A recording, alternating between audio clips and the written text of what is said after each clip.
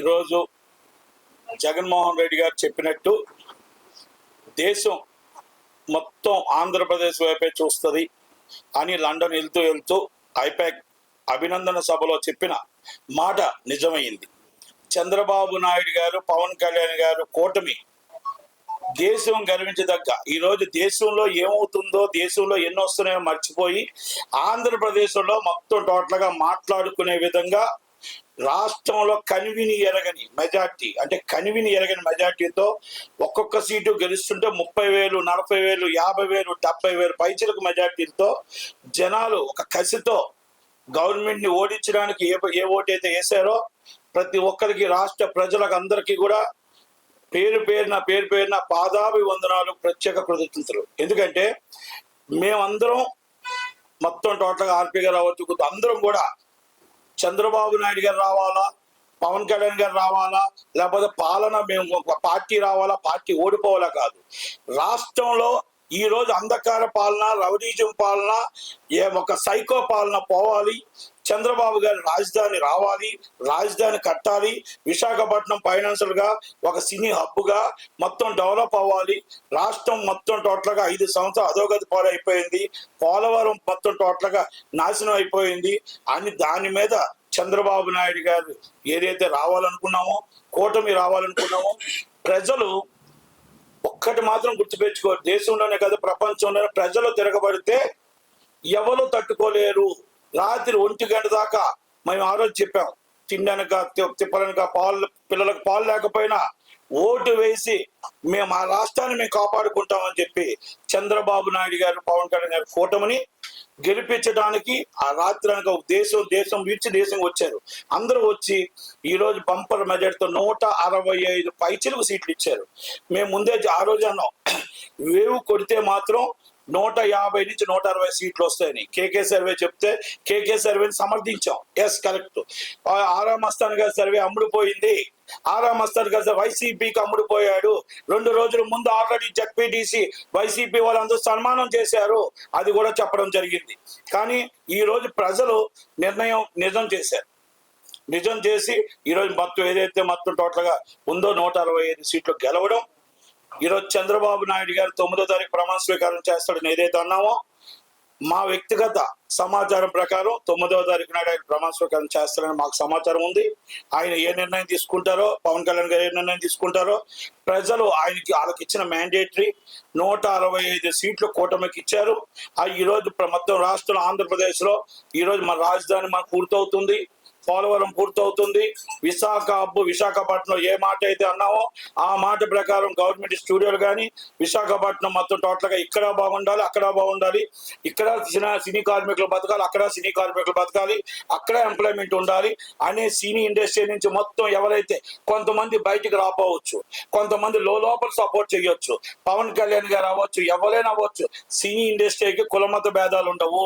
సినీ ఇండస్ట్రీకి ఏ కుటుంబం ఎవరు గెలిస్తే ఆ కుటుంబంతో మేము కలిసి ఉండి మా సినీ కుటుంబం బాగుండాలని కోరుకుంటాం. అలాంటి విషయాల్లో సినిమా మేము ముందుకు రావచ్చు, కొంతమంది మా వెనకాల ఉండొచ్చు, లేకపోతే కొంతమంది రాకపోవచ్చు. కానీ ఏ మాట చెప్పినా మా సినీ అభివృద్ధి కోసం చంద్రబాబు నాయుడు గారు, లోకేష్ గారు ఏ మాట అయితే ఇచ్చారో ఆ మాట కట్టుబడి ఉంటారు. కట్టుబడి మా ఇండస్ట్రీ బాగుంటుంది, మా ఇండస్ట్రీ కూడా ఈరోజు నిలబెడతాం.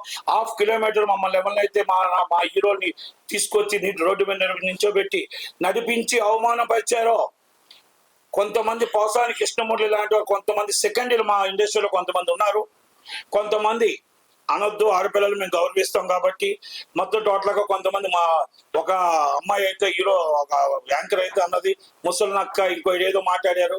నేను ఒకటే చెప్తున్నా, మీ తల్లిని తండ్రిని ఆ ముసలినక్క కింద మీరు చూస్తున్నారా? తల్లి శ్యామలమ్మ, నేను ఒకటే అడుగుతున్నా, ఇప్పటికీ కూడా మీకు నేను ఒక ఆడపిల్లగా ఒక ఇండస్ట్రీలో ఒక ఆర్టిస్ట్ గా మీకు ఒకటే చెప్తున్నా, మీ తల్లిదండ్రులు ఇచ్చిన పెంపకం అయితే మా తల్లిదండ్రులు మమ్మల్ని ఇచ్చిన పెంపకం అయితే తెలుసా?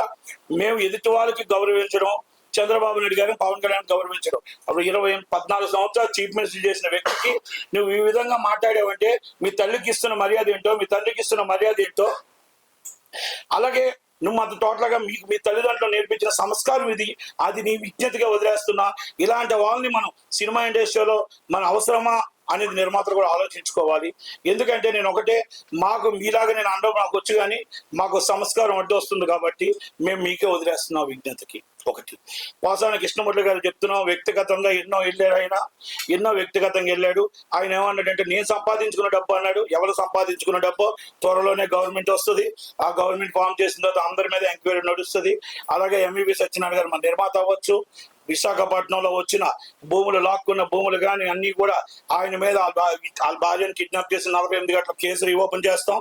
ఆయన మీద తీసుకున్న చర్చ్ ల్యాండ్లు, ఒక బోర్డు ల్యాండ్లు అన్ని కూడా అంతా కూడా మొత్తం రివోక్ చేసి కేసులు రిజిస్టర్ చేయించి ఎంక్వైరీ చేసి ప్రజల సొమ్ము రాబెట్టడానికి చంద్రబాబు నాయుడు గారు వెనకడిగారు. చట్టం తన పని తాను చేసుకుంటూ వెళ్ళిపోతుంది. సజ్జల రామకృష్ణారెడ్డి గారు 100% ఊరు దాటి వెళ్ళిపోతాడు. ఆయన మొత్తం లుక్అవుట్ నోటీసులు ఇవ్వండి, ఆయన మీద ఇమ్మీడియట్ అరెస్ట్ చేయండి. ఆయన మొత్తం టోటల్ గా కీలక వ్యక్తి, కొన్ని గొడవల్లో కీలక వ్యక్తి, కొన్ని అల్లర్లో కీలక వ్యక్తి. పోలీసులకి మేము ఇంటిమేషన్ ఇస్తున్నాం, దయచేసి ఆయన బయటికి వెళ్లకుండా కాపాడండి, ఆయన మీద యాక్షన్ తీసుకోండి. దీనికి మూలకారకుడు సజ్జల రామకృష్ణారెడ్డి గారు. ఎందుకంటే కొన్ని విషయాల్లో వివేకానంద రెడ్డి గారి విషయాల్లో వచ్చి చాలా చాలా చాలా ఉన్నాయి. దాని మీద ఎంక్వైరీ నడిపించాలి. ఒక ఆడపిల్లని, ఎవరైనా ఆడపిల్లే, మన ఇంటి ఆడపిల్ల వస్తే ఆడపడుచుకి చారిచ్చి పంపిస్తాం. కానీ సరిమలమ్మకి ఇష్టం వచ్చినట్టు తిట్టి, ఇష్టం వచ్చినట్టు అవమానించి, అసభ్యకరంగా మాట్లాడిన వాళ్ళ మీద, సోషల్ మీడియాలో చేసిన వాళ్ళ మీద ఇమీడియట్లీ యాక్షన్ తీసుకోవాలి. రేపు వచ్చి అదే మేము చెప్తున్నాం, రేపు వచ్చిన గవర్నమెంట్ కక్ష సాధింపు చర్య కాదు, నిజాలు తేల్చి ఎంక్వైరీ చేసి యాక్షన్ తీసుకొని మన పాలన నడిపించాలనేది ఉద్దేశం. రెండోది, మనకు వచ్చిన ఒక అదృష్టం వచ్చింది. ఈరోజు సెంట్రల్ గవర్నమెంట్ లో కీ రోల్ పోషించబోతున్నాం. మనం సీట్లో ఆంధ్రప్రదేశ్ రాష్ట్రం కీ రోల్ పోషించబోతుంది. మా రాష్ట్రానికి, మాకు రాజధాని, హైటెక్ సిటీ లాంటి రాజధాని కట్టించిన వాళ్ళకే మా మద్దతు. అలాగే మన స్టీల్ ప్లాంట్, మాకు స్టీల్ ప్లాంట్ ప్రైవేట్ గానే చేయకుండా గవర్నమెంట్ గారిని అవ్వాల్సిందే, అది మా మద్దతు. పోలవరం కట్టిన వాళ్ళకే మా మద్దతు. ప్రత్యేక హోదా ఇచ్చే వాళ్ళకే మా మద్దతు. వాల్టేర్ డివిజన్ వచ్చిన వాళ్ళకే మా మద్దతు. అది 100% మా ఆంధ్రప్రదేశ్ లో చంద్రబాబు నాయుడు గారి నిర్ణయం. మా కీ రోల్ ఆయన పోషించబోతాడు. 100% మన రాష్ట్రానికి ఏం కావాలో, వనరులు కావాలో, ఎలా కావాలో ఈసారి మనం అన్ని కూడా సమకూర్చుకొని మన గవర్నమెంట్ కి మనం ఎవరికి సపోర్ట్ చేయాలా నిర్ణయం అనేది చంద్రబాబు నాయుడు గారి మీద, పవన్ కళ్యాణ్ గారి మీద వదిలేస్తున్నాం.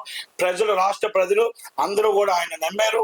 ఆయన ఈ రోజు మన రాష్ట్రానికి రావాల్సినవన్నీ కూడా తేవడానికి, చేయడానికి, ఎవరికి మద్దతు ఇవ్వాలో, ఎవరికి మద్దతు తెలపాలో, మన రాష్ట్రానికి ఎలా మనం కాపాడుకోవాలో, మన రాష్ట్రానికి ఎలా వనరులు తెచ్చుకోవాలో అది చంద్రబాబు నాయుడు గారికి మీరు చెప్పాల్సిన అవసరం లేదు. కాబట్టి ప్రత్యేక ధన్యవాదాలు తెలియజేస్తూ, అడ్వాన్స్ కంగ్రాచులేషన్ చెప్తూ, చంద్రబాబు నాయుడు గారు, పవన్ కళ్యాణ్ గారు ఇద్దరికి మేము అడ్వాన్స్ కంగ్రాచులేషన్ చెప్తూ, ఈ రాష్ట్రం బాగుండాలి అంటే చంద్రబాబు నాయుడు గారు రావాలి అన్నాం. ఈ రాష్ట్రం బాగుండాలంటే పవన్ కళ్యాణ్ గారు రావాలి అన్నాం. పవన్ కళ్యాణ్ గారి పాత్ర చాలా కీలకమైనది. పవన్ కళ్యాణ్ గారి పాత్ర లేకపోతే ఈ రోజు ఈ రాష్ట్రంలో ఈ ఉమ్మడి ఓటు రాదు, ఈ ఉమ్మడి కూటమి రాదు. కనుక ఆయనకి ప్రత్యేక ధన్యవాదాలు. మా సినిమా ఇండస్ట్రీ నుంచి ప్రత్యేకంగా ధన్యవాదాలు తెలియజేస్తూ, ఈ రోజు మా సినీ అప్పు కోసం మీరందరూ సహాయం చేస్తారని, సహాయ సహకారాలు అందిస్తారని ప్రత్యేక ధన్యవాదాలు తెలియజేస్తూ, మా సినిమా ఇండస్ట్రీ కోసం మీరు ఎంత చేస్తారో మేము వేచి చూస్తూ ఉంటాం. Thank you very much. Lokesh గారు మరీ ప్రతి విషయంలో కూడా మాకు అండగా ఉన్నారు. మాకు అండగా మేము మీకున్నాం, మీరు మాకున్నారు. కనుక మీరు ఇచ్చిన మాట మాకు తెలుసు. కనుక మా ఇండస్ట్రీ కోసం మీరు ఏం చేస్తారో మీకోసం మేము వెయిట్ చేస్తూ ఉంటాం. Thank you very much. Thank you.